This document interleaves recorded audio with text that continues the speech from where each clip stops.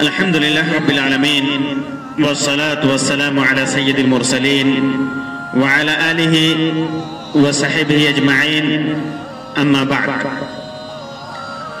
محترم سامعین و ناظرین، مال حرام کھانے کا بہت بڑا گناہ ہے۔ حرام مال کھانا کبائر یعنی بڑے گناہوں میں سے ایک ہے۔ حرام مال کھانے کے بہت سارے ذرائع ہیں: چوری، جوا، ڈکیتی، حرام اور نقصان دہ چیزوں کی تجارت کر کے پیسہ حاصل کر کے کھانا، رشوت کے ذریعے قسم کھا کر کسی کا مال ہڑپنا، سود، بیاج وغیرہ وغیرہ بہت سارے ذرائع ہیں۔ اسلامی شریعت میں اللہ تبارک و تعالی نے اس کی بہت ساری سزائیں رکھی ہیں۔ آج کی اس مجلس میں ان سزاؤں میں سے چند کا ذکر کروں گا قرآن و حدیث کی روشنی میں۔ پہلی سزا حرام کھانے کی، حرام کھانے والوں کی، وہ یہ ہے کہ حرام کھانے والے کی دعا قبول نہیں ہوتی۔ جو حرام مال کھاتا ہے اس کی دعا قبول نہیں ہوتی۔ ابو ہریرہ رضی اللہ تعالیٰ عنہ کی روایت ہے، اللہ کے رسول صلی اللہ علیہ وسلم نے ارشاد فرمایا: یا ایھا الناس ان اللہ طیب لا يقبل الا طیبا، کہ اے لوگو، اللہ تبارک و تعالی طیب ہے اور صرف طیب اور حلال چیزوں کو پسند فرماتا ہے۔ وَإِنَّ اللَّهَ أَمَرَ الْمُؤْمِنِينَ بِمَا أَمَرَ بِهِ الْمُرْسَلِينَ، جن چیزوں کا حکم اللہ تبارک و تعالی نے انبیاء کرام کو دیا، انہی چیزوں کا حکم مومنین کو دیا۔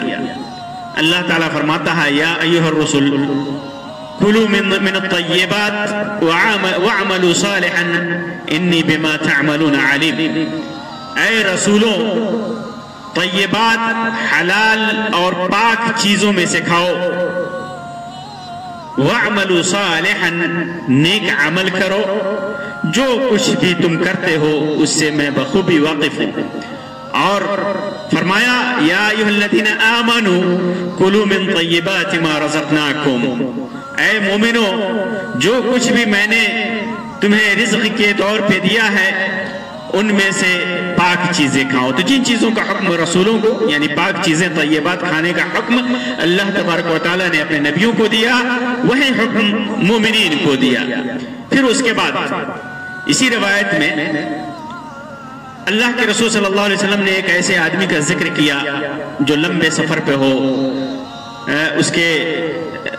اس کا جسم گرد و غبار سے اٹھا ہوا ہو، اور ایسی حالت میں جبکہ دعا قبول ہوتی ہے، مسافر کی دعا قبول ہوتی ہے، اپنا ہاتھ یمد یدیہ الی السماء، آسمان کی طرف اپنا ہاتھ اٹھاتا ہے اور دعا کرتا ہے: یا رب، یا رب، اے میرے رب، اے میرے رب، میری یہ دعا قبول فرما۔ وما طعامہ حرام، لیکن ایسے آدمی کا کھانا حرام ہے، ومشربہ حرام، حرام چیزیں پیتا ہے، وملبسہ حرام، اس کا کپڑا جو ہے وہ حرام ذریعے سے حاصل کیا ہوا ہے، وغذی بالحرام، اس کی پرورش حرام میں ہوئی ہے، فَأَنَّا يُسْتَجَابُ لِذَلِكَ، تو اس کی دعا کہاں قبول ہوگی؟ اس کی دعا نہیں قبول ہوگی۔ اس روایت کو امام مسلم نے اپنی صحیح کے اندر ذکر کیا ہے۔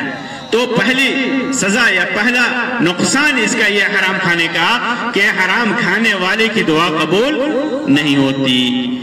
دوسری سزا، دوسری عقوبت، برکت مٹ جاتی ہے۔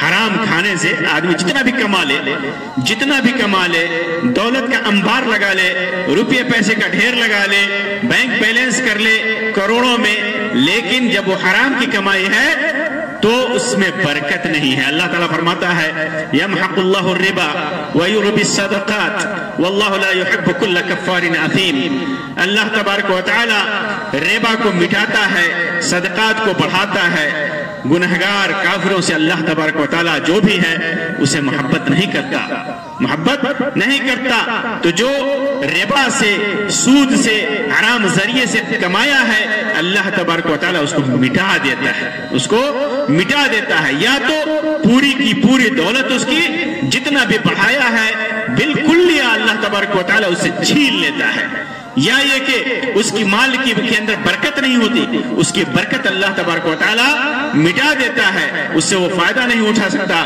बल्कि उस के जरिए दुनिया में भी अल्लाह तबारक व तआला उसे आजमाइश में मुब्तला करेगा, अजाब में, तकलीफ में, मुसीबत में मुब्तला करेगा, और उसी पर क़यामत के दिन तो अजाब देगा ही देगा।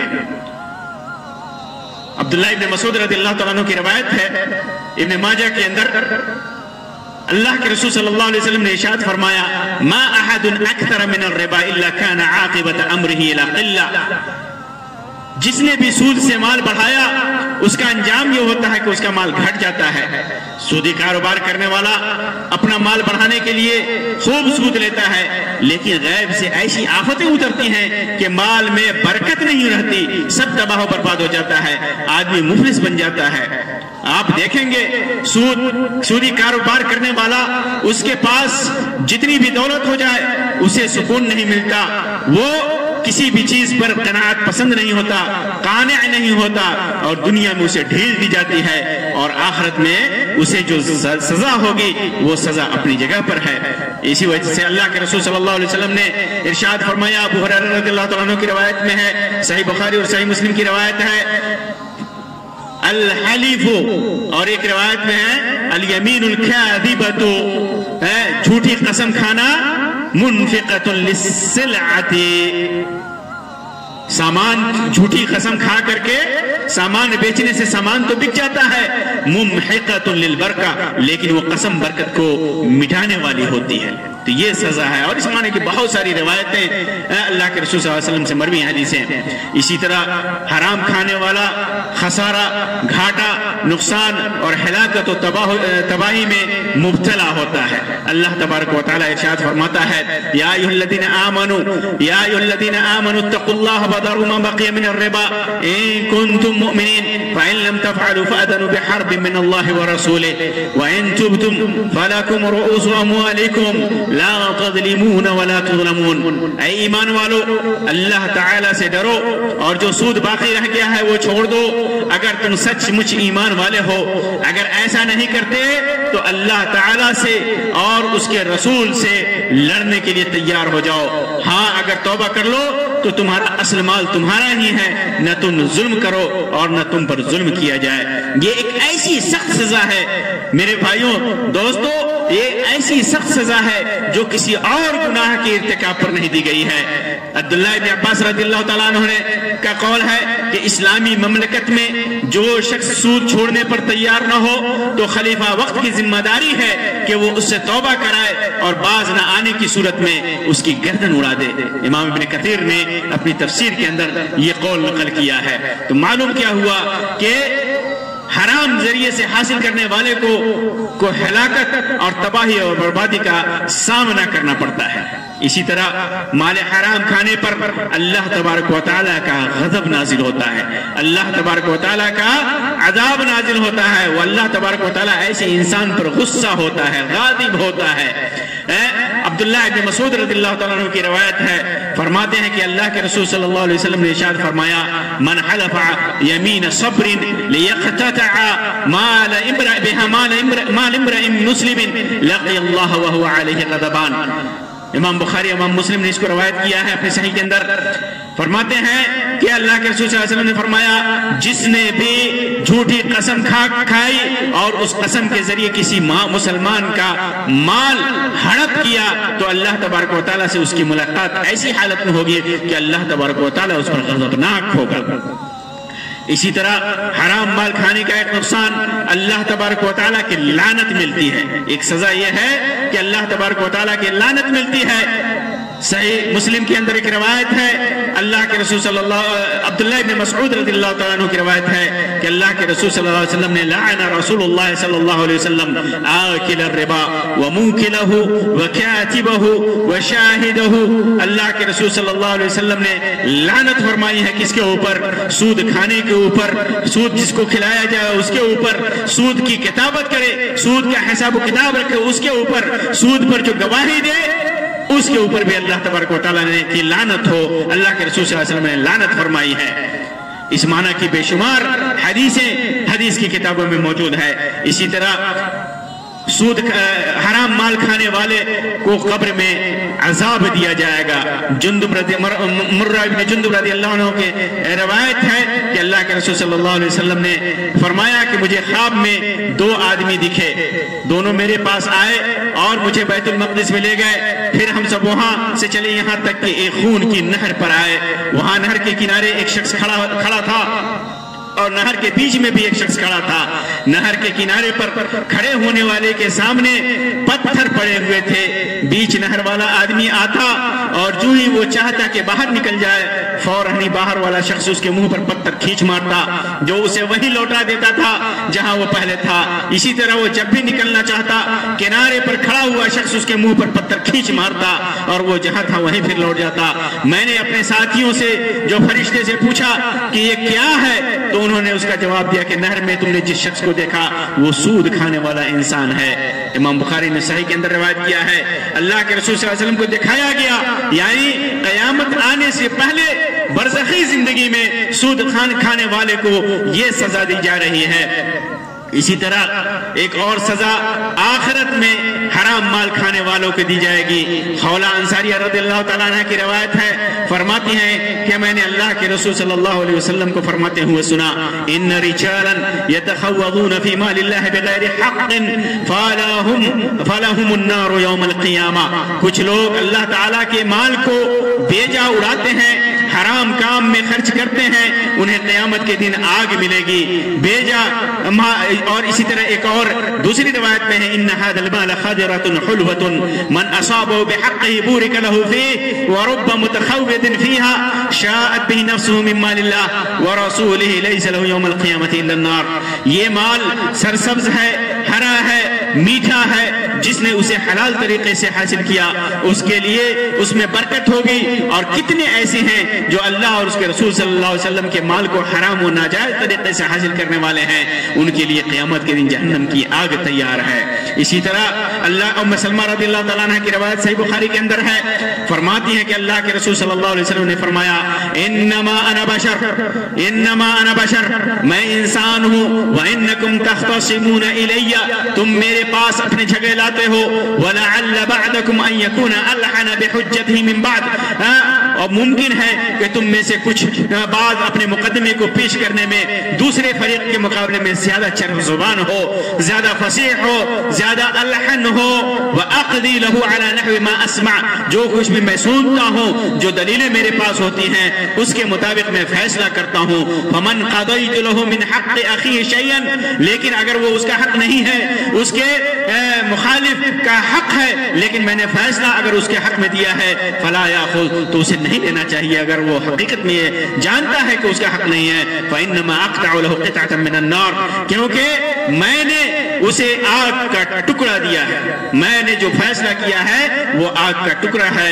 اسی طرح کعب بن عجرہ رضی اللہ تعالیٰ عنہ کی روایت سنن ترمذی کے اندر ہے، اللہ کے رسول صلی اللہ علیہ وسلم نے ارشاد فرمایا، یا کعب بن عجرہ لا يدخل الجنة من نبت لحمه من سحت النار اولا به، اے کعب جو گوشت بھی حرام سے پروان چڑھے گا، جو گوشت بھی حرام مال سے بڑھے گا، آگ ہی اس کے لیے زیادہ مناسب ہے۔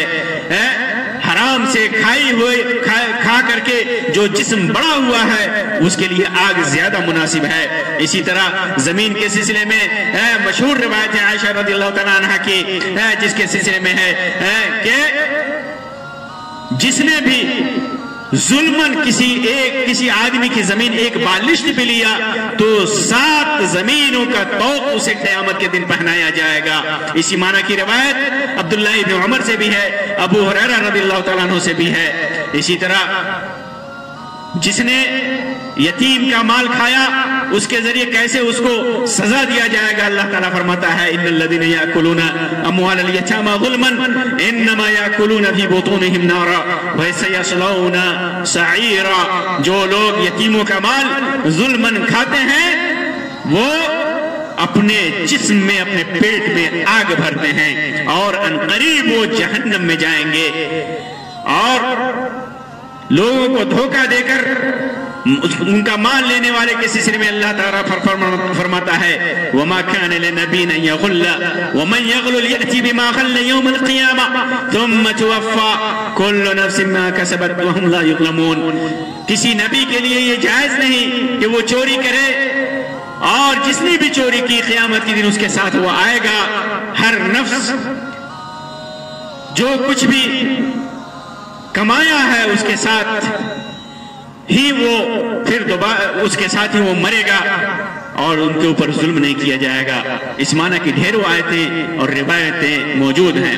اور حرام مال کا ایک نقصان یہ ہے کہ حرام مال میں سے کوئی بھی نیکی کا کام کیا جائے وہ قبول نہیں ہوتا، یہاں تک کہ اگر آدمی اس سے صدقہ کرے، خیرات کرے، تو اللہ تبارک و تعالی اس کے صدقے اور خیرات کو قبول نہیں فرماتا۔ عبداللہ بن عمر رضی اللہ تعالیٰ عنہ کی روایت صحیح مسلم کے اندر ہے، فرماتے ہیں کہ میں نے اللہ کے رسول صلی اللہ علیہ وسلم کو ارشاد فرماتے ہوئے سنا لا تقبل صلاة بغیر طہور، بغیر طہارت کے، بغیر پاکی کے نماز قبول نہیں کی جاتی، ولا صدقۃ من غلول، اور غلول اور حرام ذریعے سے حاصل کیے ہوئے مال سے، چوری کے مال سے صدقہ قبول نہیں کیا جاتا۔ اسی طرح ابو ہریرہ رضی اللہ تعالیٰ عنہ کی روایت ہے، فرماتے ہیں کہ اللہ کے رسول صلی اللہ علیہ وسلم نے ارشاد فرمایا اذا ادیت زکاۃ مالک فقد قضیت ما علیک فیہ، اگر تو نے اپنے مال کا زکوٰۃ ادا کر دیا تو تو نے اپنا حق تمہارے اوپر جو واجب ہے اسے تو نے ادا کر دیا۔ ومن جمع مالا حراما، اگر کسی نے حرام مال جمع کیا ثم تصدق به، اس میں سے پھر خیرات کیا، صدقہ کیا، لم یکن له فیہ اجر، تو اس کے اندر اس کے لیے کوئی اجر نہیں ہے۔ یہ تو چند عقوبات، کچھ سزائیں ہیں، کچھ نقصانات ہیں حرام مال کھانے کے، حرام مال کمانے کے، حرام مال جمع کرنے کے، یہ سزائیں ہیں۔ اسی طرح بہت سارے معاشرے میں نقصانات ہیں اس کے، جیسے لوگوں کے اوپر بلایا نازل ہونا۔ آدمی جب حرام مال جمع کرتا ہے، اپنے مال میں زکوٰۃ نہیں ادا کرتا تو خسالی آتی ہے، مصیبتیں آتی ہیں۔ اور جو آدمی حرام مال کماتا ہے، حرام مال اکٹھا کرتا ہے، حرام مال کھاتا ہے تو اس کا دل برباد ہو جاتا ہے، اطاعت و نیکی سے، اس کی مٹھاس سے وہ محروم ہوتا ہے، اور معاصی اور گناہوں پر وہ جھری ہو جاتا ہے۔ جب حرام مال کماتا ہے، حرام مال کھاتا ہے، حرام میں خرچ کرتا ہے تو گناہوں پر وہ جھری ہو جاتا ہے، جس کا انجام بھیانک ہوتا ہے۔ تو میرے دوستوں اور بزرگوں، یہ حرام مال کمانے کھانے کے چند بھیانک نقصانات ہیں، بھیانک سزائیں ہیں۔ اللہ تبارک و تعالیٰ سے دعا ہے کہ اللہ تبارک و تعالیٰ ہر طرح کی حرام کمائی سے، حرام مال سے، حرام دولت سے اللہ تبارک و تعالیٰ ہمیں بچائے، حلال رزق عطا فرمائے، اتنا رزق عطا فرمائے حلال ذریعے سے جس سے ہماری زندگی خوشی کے ساتھ اللہ کی طاعت میں گزر سکے۔ آمین یا رب العالمین۔ وآخر دعوانا ان الحمدللہ رب العالمین، وصلی اللہ علی خیر خلقہ وسلم، والسلام علیکم ورحمۃ اللہ وبرکاتہ۔